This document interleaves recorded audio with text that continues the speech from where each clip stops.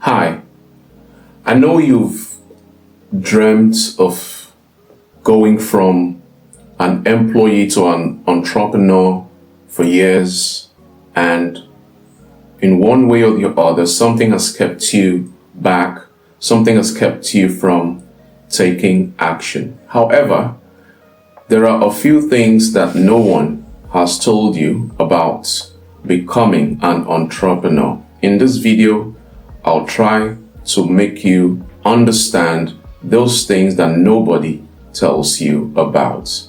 Like you to stay tuned, and I'll be right back in a bit.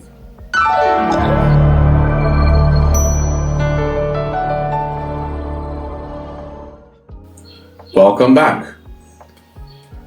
If you're seeing my video for the first time, my name is Monday Achimian, and I bring videos to you every week to help you navigate your way from a paid employment to becoming a self-employed entrepreneur or business owner.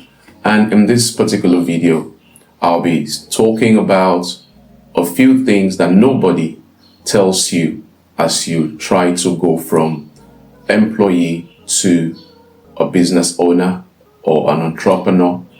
These are things that you must keep in mind so you don't regret your decision at the end when you've fully left your job. Now, it's very easy for you to think that becoming an entrepreneur means quitting your job. In my previous video, I told you that you can still work at your 9-to-5 job while you start your own business. As a matter of fact, most of the entrepreneurs you see around today started that way. They kept their 9-to-5 jobs and then started their own business, and in the process of time they quit their jobs and dedicate their whole time to that business they're trying to build.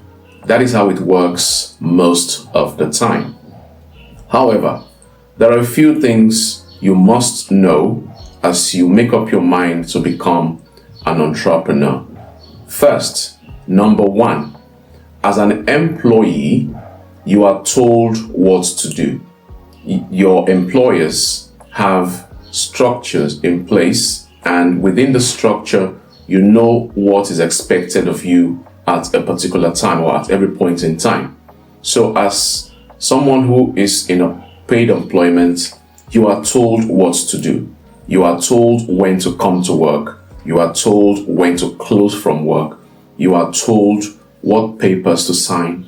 You are told what papers not to sign. You are told every action that must be taken just to keep that business going. So as an employee, you are told what to do. You must keep this in mind. However, when you become an entrepreneur, nobody tells you what to do. You now have the responsibility to tell yourself what to do. And that is one of the things that make becoming an entrepreneur a difficult task. You must have grown to that point where you are able to take decisions on your own. As a matter of fact, in the process of time, you must be able to take decisions for the people who will be part of your team.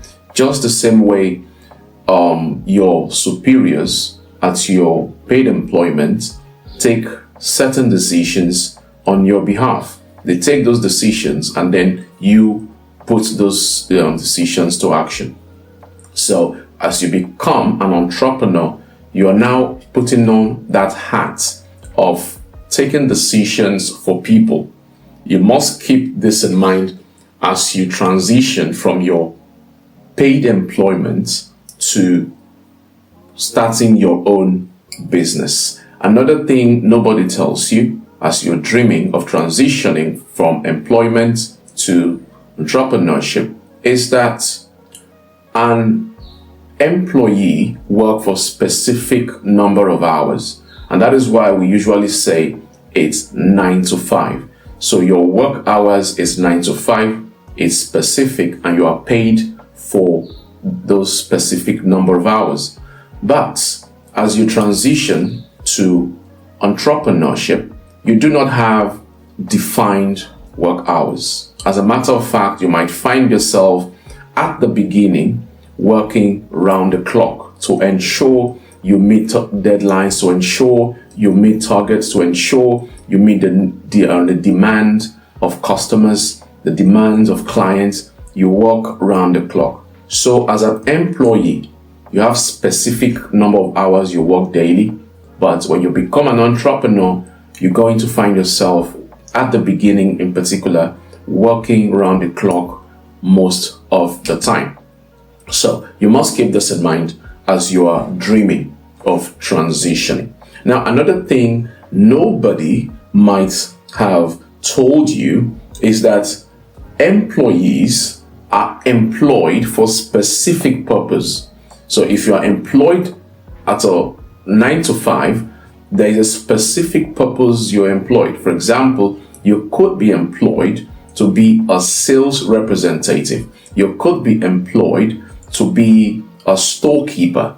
You could be employed to be a marketing executive. You could be employed to be a customer care representative. So your specific assignment is the reason or purpose for your employment. Now, when you become an entrepreneur, the game changes totally. As an entrepreneur, you're going to wear multiple hats. You will be the one to do the marketing. You'll be the one to do the sales. You'll be the one to do purchases if there is need for purchases. You'll be the one to act as the customer care representative. You'll be the one to be the accountant. You'll be the one to be the bookkeeper, and so on. So as an entrepreneur, you're going to be putting on multiple hats at the same time. All right. And you can see that it requires you to learn multiple skills. Very important. So don't just quit your job and jump into entrepreneurship without being prepared. You must be ready because you're going to be putting on multiple hats. Nobody tells you this. Everybody encourages you to go from paid employment to entrepreneurship, but nobody tells you about the rigors of entrepreneurship. Now, another thing you want to keep in mind is that as an employee, you have guaranteed paycheck from month to month. As the month is coming to an end, you have a guarantee that you're going to receive your paycheck. And if your organization doesn't use paychecks, they use direct bank deposits, you have a guarantee that the bank deposit alert is going to come in anytime towards the end of the month. Now, what nobody tells you is that as an entrepreneur, you don't have a guaranteed paycheck every month. Firstly, a client or customer might delay payments. I've had cases where payments are delayed in my small business, but then I was prepared for such. And now, if I'm going to say something, it depends on the line of business you're building. Like the line of business I am building, I receive payments at the beginning of the month for services we are rendering for the month. For example, this is June. The payments for the services we are rendering for this month of June, all payments have been received. That is the structure I built from the very beginning. And that came as a result of certain experiences I had, cases of payments being delayed and all of those things. Now, in order for me not to start telling stories to members of my team, I had to change the structure to the one in which we receive payments at the beginning of the month. And that is how we have operated for the last 4 years. And it's really a good decision I took early. So you want to look at it from that angle. Don't always wait to the end of the month before you start demanding for payment for a service you have rendered already. So you must decide early how payments are receive. But keep in mind that as an entrepreneur, you do not have guaranteed paycheck. Payments might be delayed and all of those things. And when payments are delayed, you must know how to cope with such. All right. Now, one thing again that I need to tell you, which nobody tells you, is that employees are employed to work within a system. If the system doesn't exist, then an employee will have no job. Now, what this means is that as you become an entrepreneur, one thing you must do early is to create a system. Do not just see the business you're trying to build as a side hustle. It's not just a side hustle. You are trying to build a system. Now, no matter how small your business is, ensure you build a system so that when people join your team, there is already a system on ground that will help them discharge their assignments or the purpose for which they are joining your team effectively. So as an employee, you have been working within a system. So as you're becoming an entrepreneur, you also must start building a system. And that is how businesses are run. You build a system. You must build a system. All right. Now, another thing I would like to say is this. It's not enough for you to listen. It's not enough for you to hear, watch the videos, hear from people, ask questions. No. What is most important is that you take action. Taking action is very important. Not just attending trainings and seminars and listening to people and watching educational videos like this one.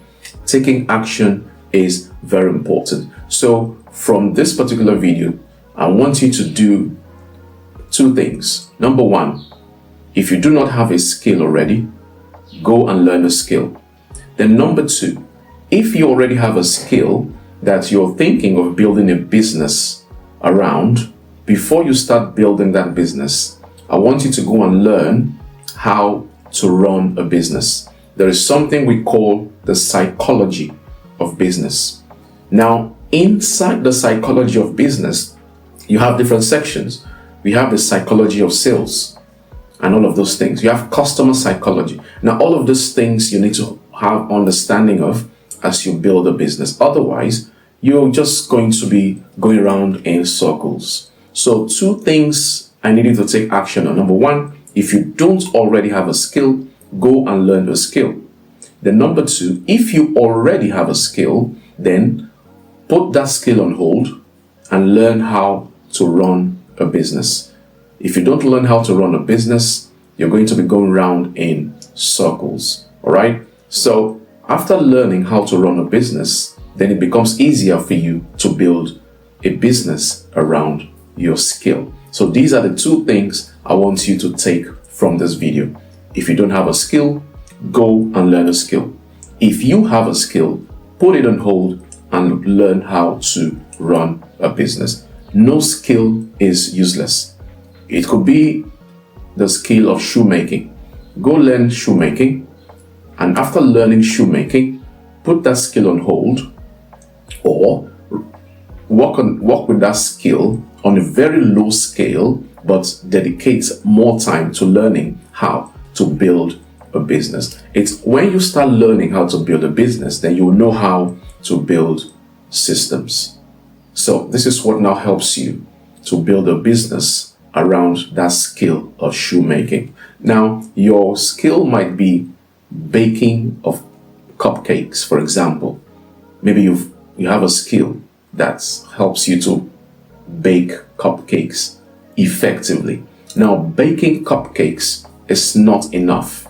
Being able to build a business around cupcakes is what is more important. So put on hold your skill for baking cupcakes and then go and learn how to run a business. And when you have that knowledge, you then will be able to build a business around your cupcake baking skill. All right, so if you found this video useful, don't forget to like and share with those in your circle. Most importantly, to help us, click the subscribe button and that gives you access or instant access to similar videos, because every week I drop videos that will help people who are aspiring to go from paid employment to entrepreneurship. So don't forget to hit the subscribe button or the follow button. I'll see you in my next video. For now, stay blessed.